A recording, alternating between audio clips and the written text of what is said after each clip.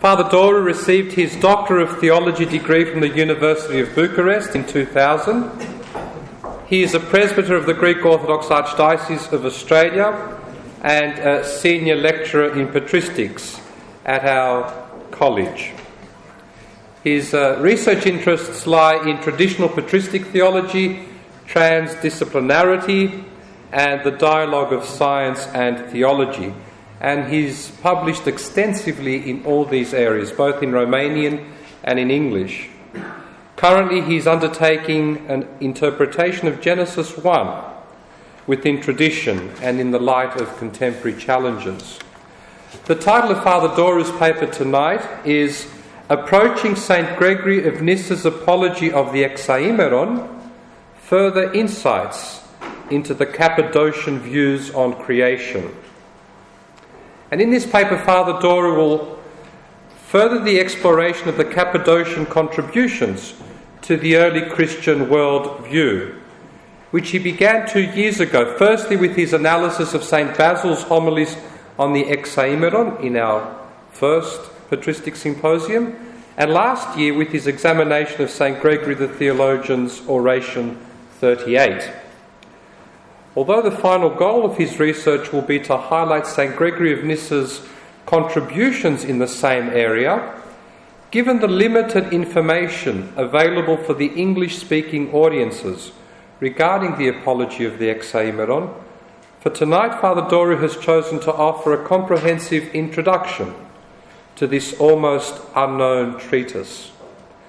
And the need for this approach will become obvious when he considers a number of misunderstandings referring to this apology, like its supposed exegetical character and the purpose of defending the legacy of St. Basil's Hexaemeron.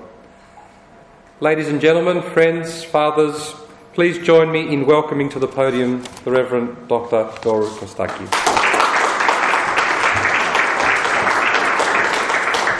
Good evening. I was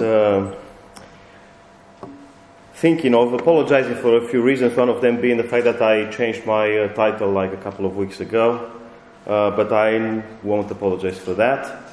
The only apology that I'll make tonight is that after this one time I won't mention the word apokatastasis.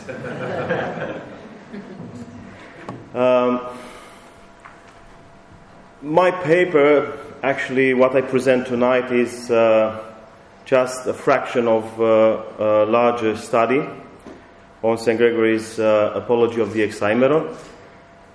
And as Philip already mentioned, given that there's not much information out there, at least for the English-speaking readers, on this treatise, plus there's a number of misunderstandings around this treatise, I'll postpone the pleasure of speaking of St. Gregory's contributions to the Christian worldview in the 4th century for when I'll be able to publish, God willing, this paper. Choosing for the time being to give you an introduction into this quite fascinating and in many ways disappointing treatise. Why disappointing? And that's perhaps an apology that I should make for choosing such a topic.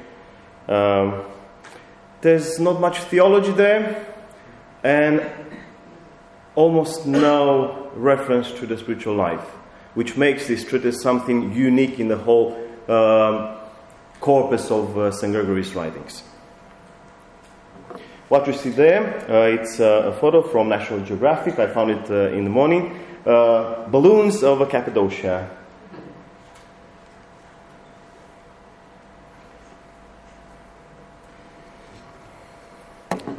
This paper considers a number of aspects pertaining to St. Gregory of Nyssa's work entitled Apologetikos Peritis Hexaemeru, or an apology of the Hexaemeron, or simply, as the critical edition published like a couple of years ago says, Istin Hexaemeron, on the Hexaemeron. After presenting the content of this otherwise ignored treatise, I shall challenge the scholarly consensus, more precisely the idea of an intended continuity between Nyssa's work and St. Basil the Great's Hexaemeron, and the classification of the Apology as an exegetical treatise. Introducing the apology is necessary, given the relative silence surrounding this treatise in recent scholarship, and its absence from the mainstream patristic tradition. This silence is only rarely broken, like in the cases of Peter Boutanev's and Charlotte Kocher's respective and succinct analysis. Scholars insist on the difficult task to trace the chronology of St. Gregory's works, a situation mainly due to his habit of not referring to historical circumstances in his writings. This is why I will touch on chronology only tangentially tonight.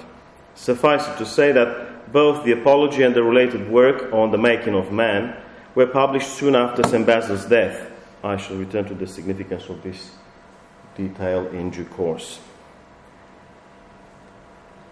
Like on the making of man, the Apology is dedicated to a younger sibling, St. Peter, later Bishop of Sebaste. According to the prologue, Peter asked Nyssa to clarify some obscure points in the creation narrative, which St. Basil's Hexaemeron left unaddressed, and for which reason he came under the crossfire of some unnamed detractors. We shall see below that these criticisms coincided with the concerns of St. Peter, from which we can safely surmise that Peter himself was the source of these queries, and this is a point made by Boutanef in his book Beginnings.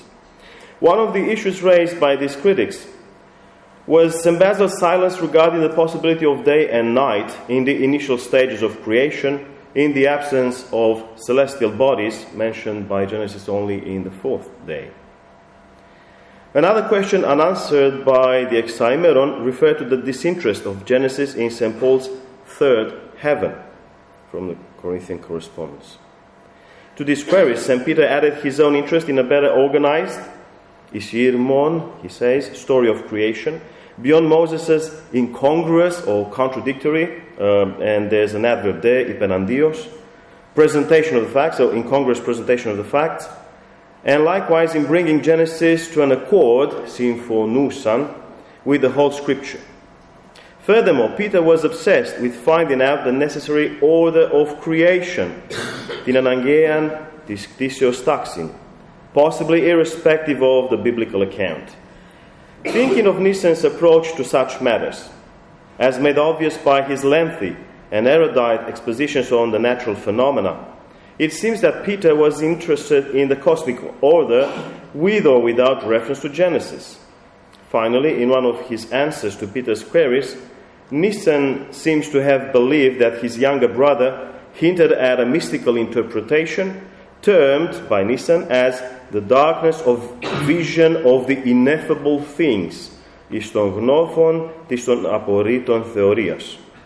For some reason, however, Nyssa was not interested in such matters here, as he was not into approaching Genesis exegetically, as we shall see in due course. St. Gregory's first reaction to the above criticisms was to justify St. Basil's choice, namely of circumventing the more delicate aspects of Genesis by his pastoral sensitivity. He noted that St. Basil purposely adopted a manner of speech which aimed at edifying the members of the congregation, both educated and uneducated. The detractors could not grasp, and I quote, the true purpose, skopon, pertaining to the teaching, didaskalias, of our Father, says Nyssa, a fact that led St. Gregory to discard as improper both their questions and the queries of St. Peter. Regarding Peter's interest in mystical speculations, St. Gregory urged him to lead his search for a higher knowledge by prayer only, and within the grace of, I quote, the spirit of revelation. We discern here an echo of the precautions taken by St. Basil in the prologue of the Hexaemeron when referring to the need for personal purification as a condition for loftier contemplations. In reiterating the presuppositions of purification and illumination, St. Gregory showed his own awareness of the difficulties inherent to such matters. That said, Nyssa eventually accepted the challenge, which consisted in contemplating through the Scriptures the clear order of things created.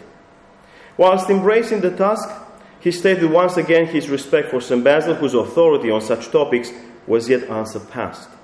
By contrast, he continued, his own apology was more like a draft essay or an intellectual exercise rather than an authoritative interpretation of Genesis.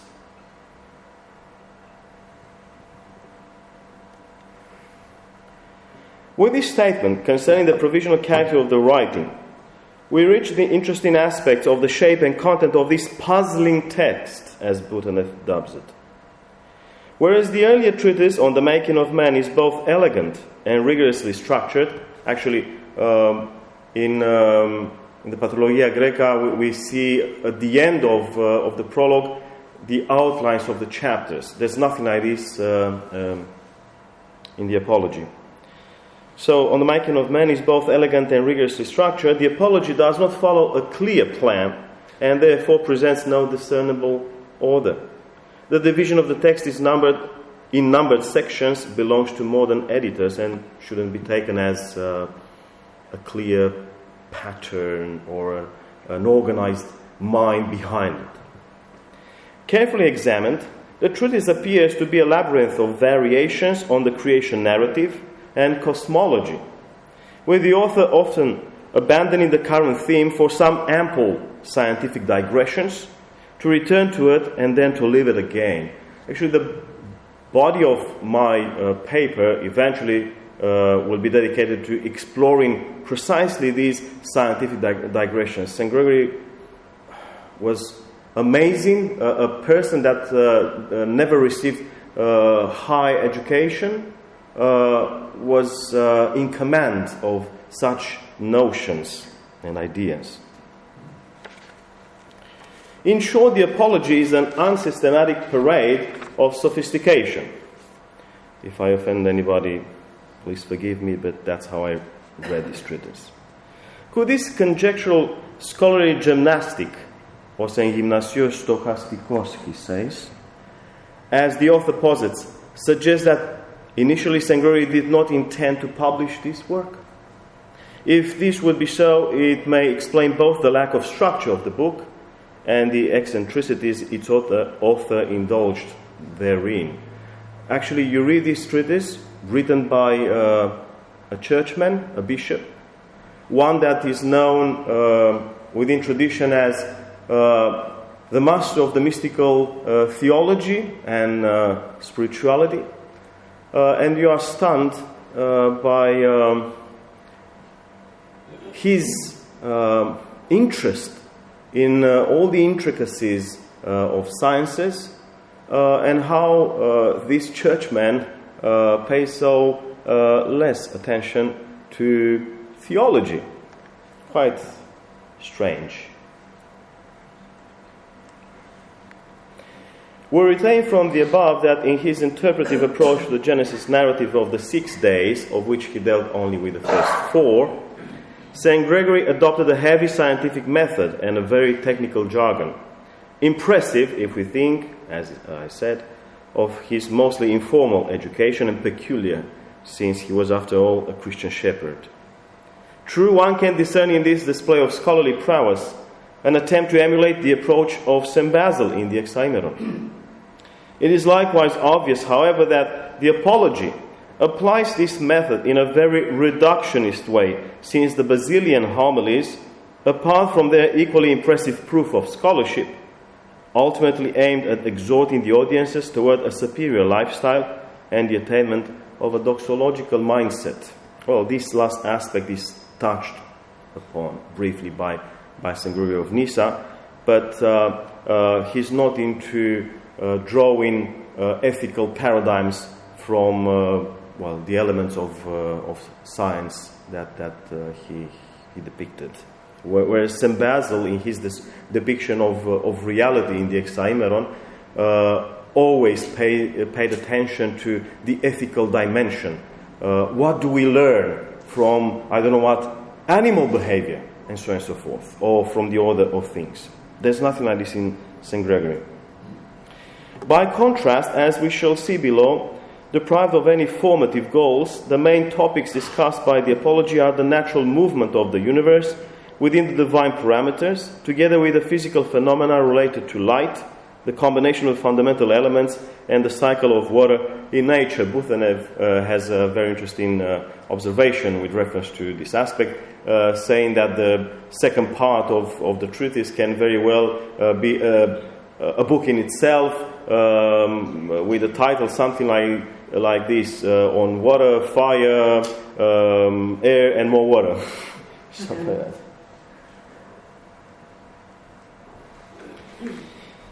Considering the above, Johannes Questen's comment that alongside rectifying, I quote, some misunderstandings of the biblical text and of Basil's exegesis, the apology engages in metaphysical speculations. Well, this comment isn't justified.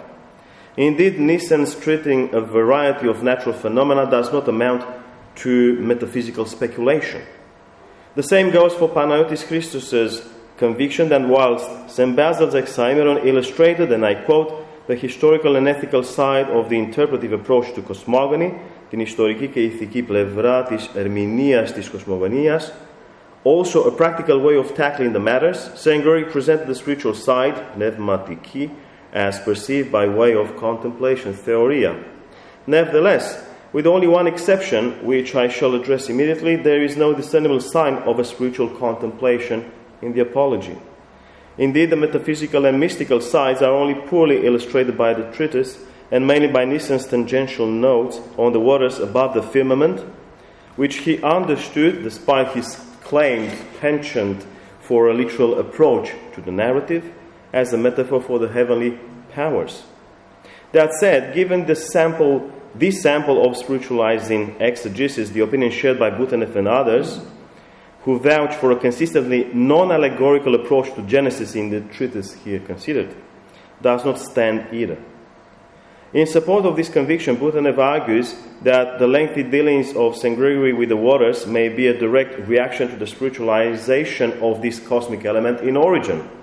This assessment is contradicted, however, by Nyssen's interpretation of the waters above the firmament as a metaphor for unseen realities, referred to above, which represents a clear originizing highlight. In all likelihood, to classify the Apology's approach to the creation narrative as either literal or spiritual is a difficult task. To end this introduction, I shall briefly return to another curious feature of the Apology, which I mentioned in passing actually, namely its lack in mystical scope and formative purposes. The treatise is distinguished in itself by a scanty theological discourse and an almost complete disinterest in topics pertaining to the spiritual life. For some reason, contemporary scholars ignore this peculiarity. In turn, the Church did not forget it, and for that matter, pushed the treatise outside tradition and its living memory. Before St. John Damascene's exact exposition of the Orthodox faith, indeed, whose second book displays at times similar scientific propensities, no other patristic text seems to have favored the method adopted by Nyssen. I turn now to the matter of continuity between the Apology and the Basilian Hexaemeron anticipated by the above discussion. I already mentioned that the chronology of St. Gregory's writings is uncertain. Nevertheless, there is a relative consensus regarding his two works on creation, that is, on the making of man and the Apology, usually considered as being published very soon after St. Basil's repose. If this opinion is sound, and actually I have a full dossier of references to this matter, there's some dissension among the scholars, but the majority believe that it's a work, or both are published soon after St. Basil's death. So, if this opinion is sound, the detail is significant for the understanding of the spirit in which Nyssen elaborated the two books, and without which, furthermore, the peculiarities pertaining to the work of interest here, the Apology, cannot be properly assessed. Grasping this spirit, in turn, recasts light upon the issue of chronology, and in truth, to anticipate a little, the evidence points to an early rather than late date of their redaction. There's an astounding exception by contrast to the whole consensus, namely Johannes Questen, without any explanation, he believes that these might be works published later in St. Gregory's life. While matters at these stages, however, the consensus on the Apology as written soon after St. Basil's death, the importance of this aspect will emerge immediately. Possibly because Nyssa's two treatises on creation were published shortly after the Basilian Hexaemeron, and indeed the great Cappadocian's death, scholars assumed that there is a continuation between these works, similar to that between St. Gregory's treatises against Eunomius and the anonymous tome authored by his older brother.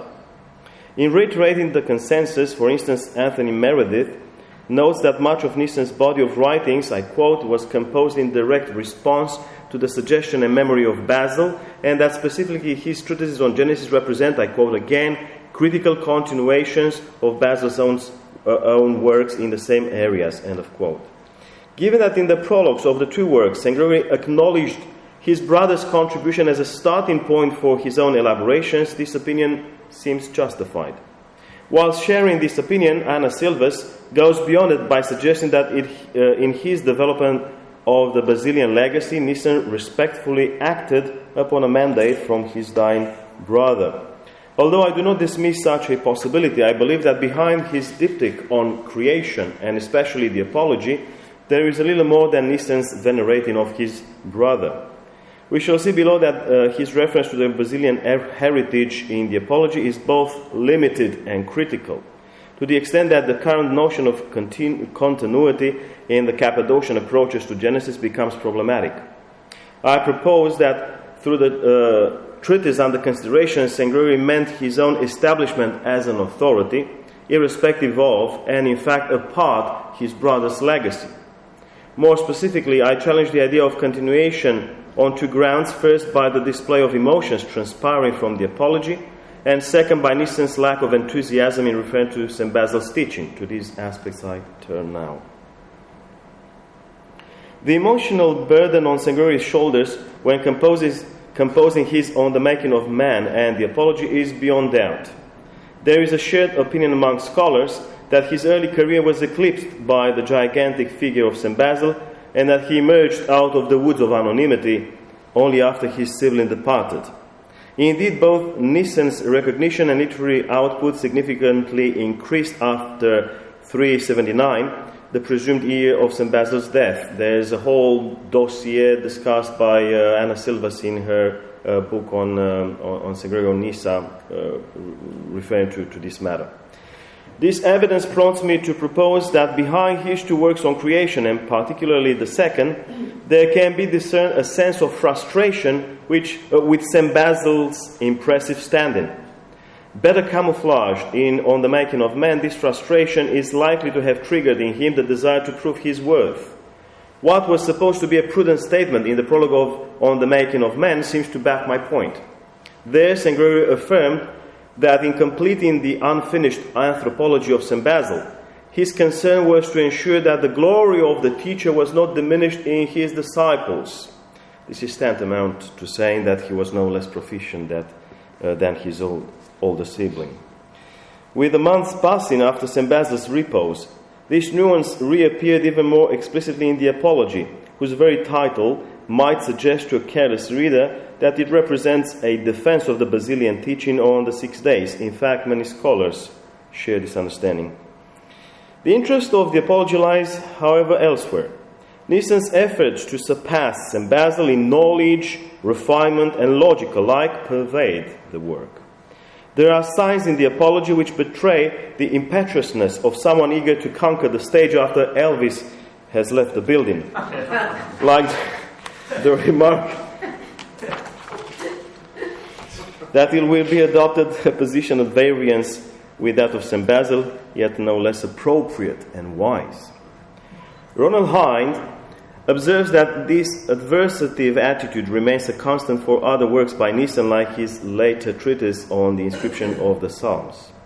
I shall return to these matters. For now, we may safely infer that, together with revealing Nyssa's intent of self-affirmation against the memory of his brother, the strong emotional note discernible in the treatise confirms the opinion which places the Apology soon after St. Basil's death. Closely related to the previous, the second ground on which I challenge the idea of continuity refers to the attitude towards St. Basil exhibited by the Apology.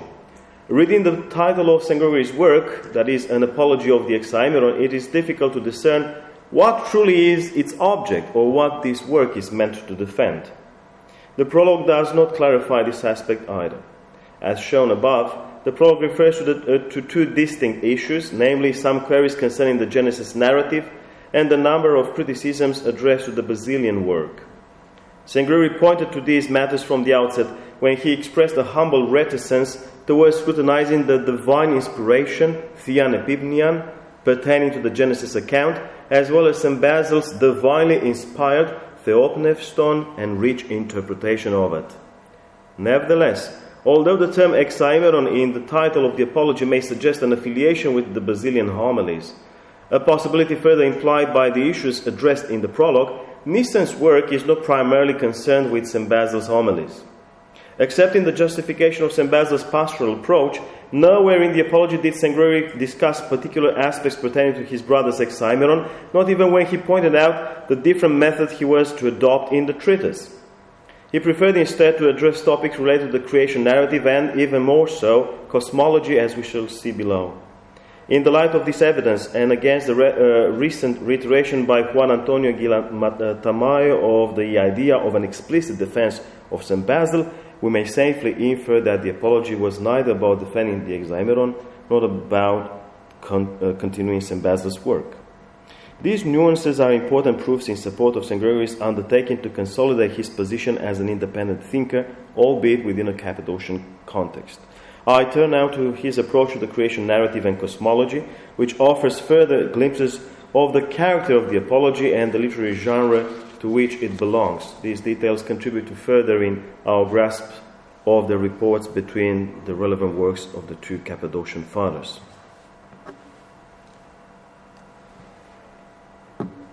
Earlier we have seen that the prologue of the Apology emphasizes the desire of St. Peter to hear about some less obvious aspects pertaining to the Genesis narrative of creation. In line with Peter's request, the aim of the Apology should have been to determine the coherence of the Genesis account as such and within the broader scriptural context. As a matter of fact, Anthony Meredith and John Baer concur in identifying this as the goal of the treatise when they observe that whereas St. Basil endeavored to depict a comprehensive image of the cosmos, Nyssa was interested in the coherence of the scriptural plot and the order of creation. In other words, in contrast with St. Basil's homilies, when considered from an exegetical viewpoint, the Apology would represent a rigorous approach to Genesis. Partly I disagree with Meredith and Baer's assessment of the Basilian Hexaemeron. However, here is not the place to address such matters. Instead, I shall focus on the common perception of the Apology as an exegetical work, as mentioned by Margaret a few weeks ago, reiterating the consensus, challenging this consensus on the grounds of the method employed by Nyssa. I propose that despite St. Peter's queries, both the coherence of the scriptural narrative of creation and its consistency with the whole of Scripture became secondary concerns in the treatise. My contention is based on the evidence that St. Gregory did not engage the narrative in a meticulous manner. With the exception of the first two verses of Genesis, which he analyzed more carefully to the extent that he compared 4 available translations in Greek, the rest of the work shows far less interest in the scriptural text.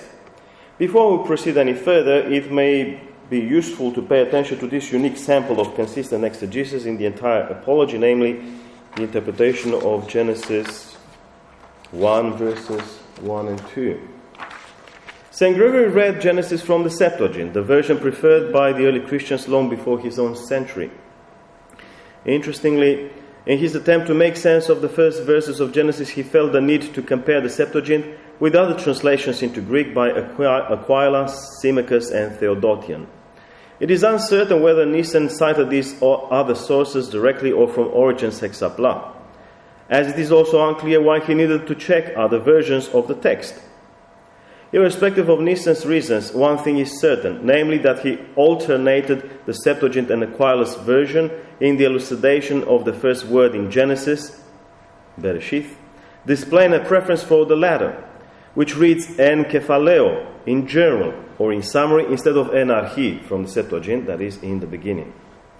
This preference drew maybe on the fact that Aquila's translation indirectly confirmed the intuition of Nyssa about Genesis as offering two distinct viewpoints on creation, that is, as one event and as a series of events. I presume this gives a lot of headaches to the literalists who try to make of Genesis a handbook of divine science and to, calculate the date, time, year, day, minute, second, when God has done this or that.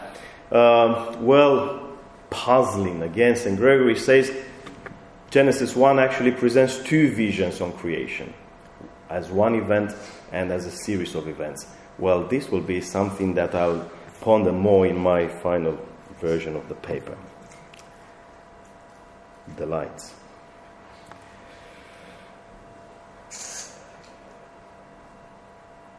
St. Gregory's analysis of the chaos metaphor from the second verse of Genesis is even more remarkable.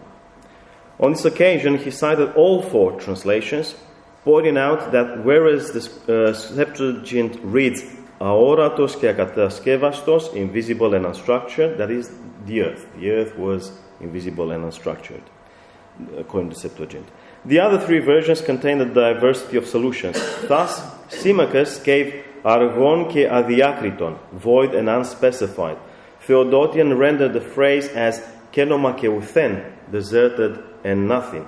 And finally, Aquila reduced everything to then και ουθέν, utter nothingness.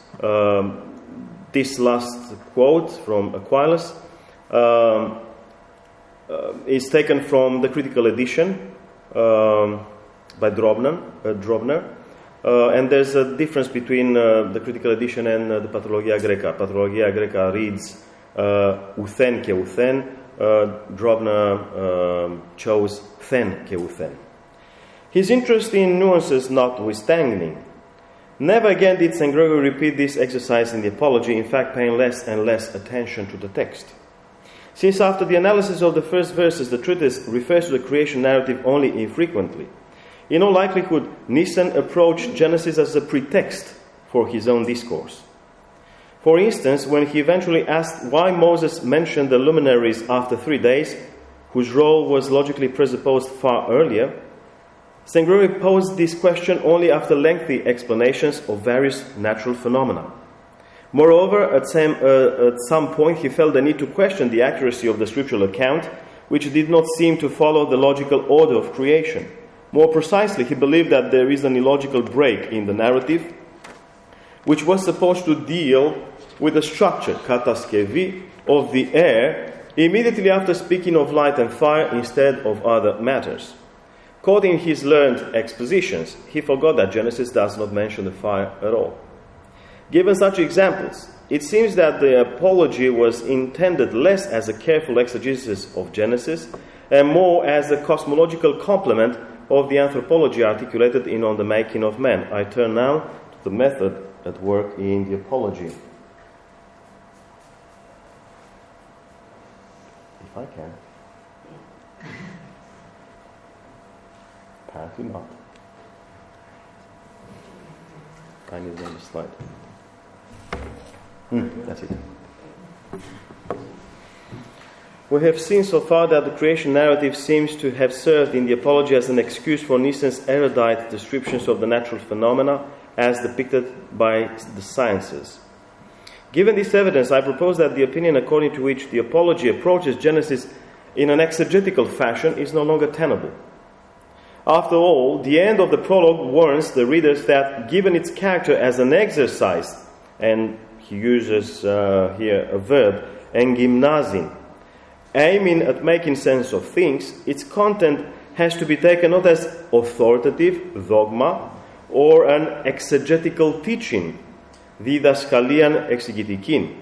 We should look outside the field of exegesis for the method at work in the treatise. One way to determine this is by finding out Nyssa's interests. From this viewpoint, maybe the most relevant facet of the treatise is that alongside paying attention to the cosmic phenomena, St. Gregory consistently emphasized that creation points to the wisdom, power, and workmanship of the Creator, as shown by Charlotte Koeckert. Despite St. Peter's queries, therefore, Nyssa's interest was not to reach an understanding of Genesis, but to functionalize Genesis as an interpretation of the world within a theological, or rather God-centered perspective. In his own words, I quote, "The prophet wrote the book of Genesis as an introduction to the divine knowledge, εισαγωγικόν προς θεογνωσίαν, the intention, skopos, of Moses being to lead by hand, χειραγωγήσει, those enslaved by the senses through the visible things, to the perception of the things that transcend, τα υπερκείμενα, the senses."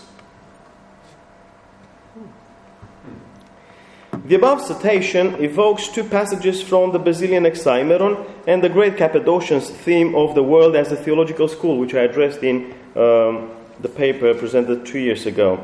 Given this evidence, we can safely infer that St. Gregory envisaged the apology as an interpretive tool indeed, but not of Genesis. Genesis wasn't questioned here.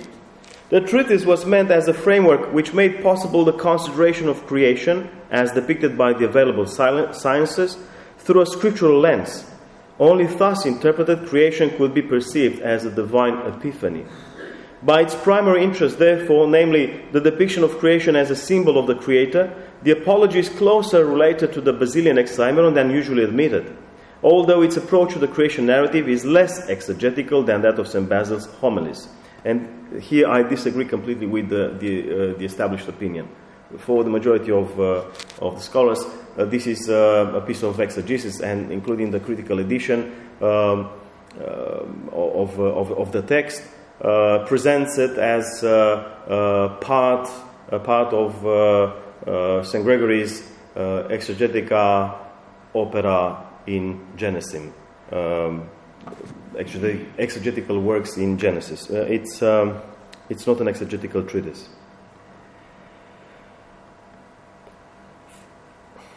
Relevant here, though, is the fact that, like St. Basil in the Hexaemeron, by considering the cosmos as divine epiphany, Nyssa borrowed from the apologetic genre, as illustrated some decades earlier by St. Athanasius' work against the pagans.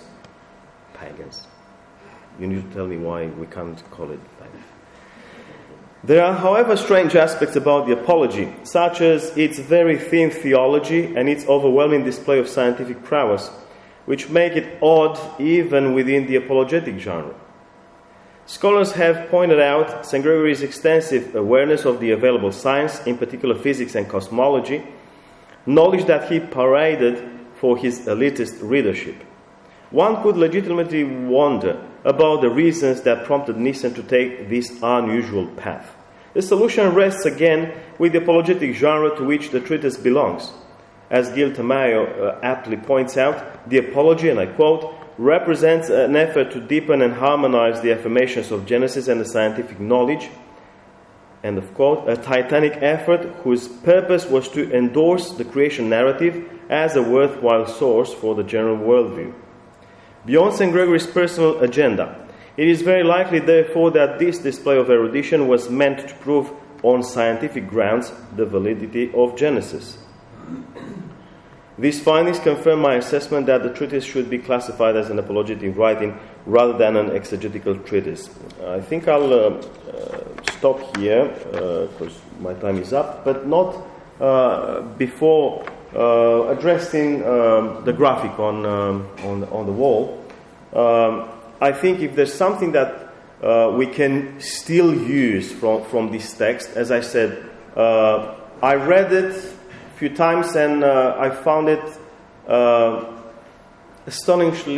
astonishingly arid and useless for many reasons, one of them being the fact that there's nothing formative there.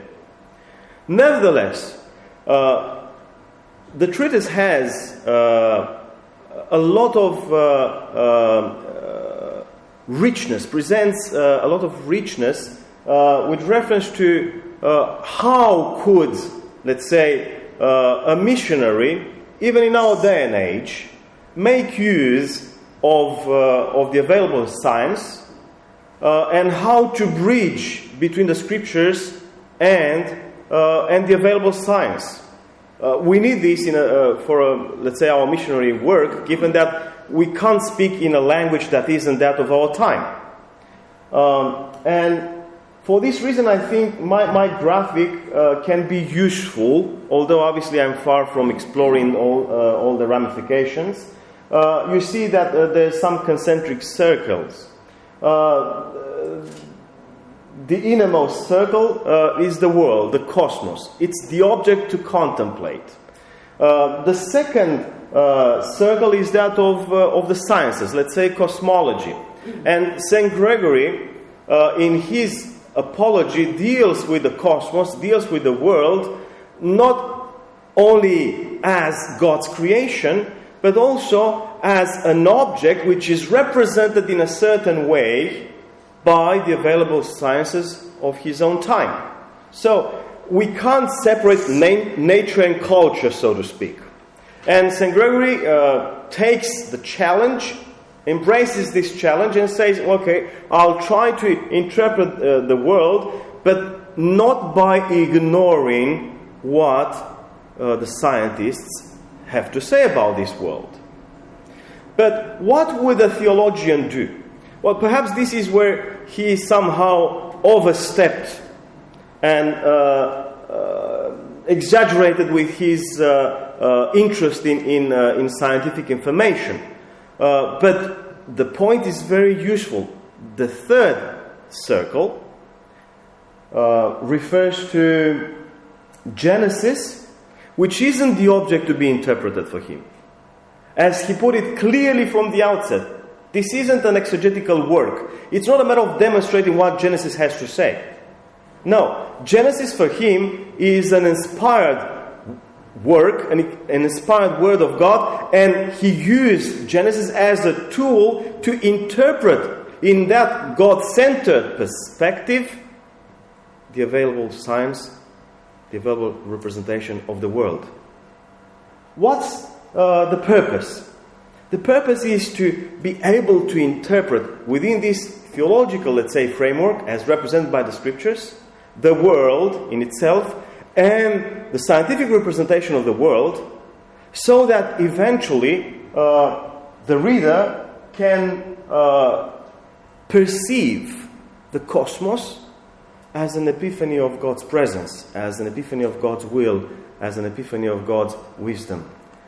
And I guess with this aspect, St. Gregory saves the day, and this actually made me think twice, and instead of abandoning working on this treatise, to keep going. And that's it. Thank you.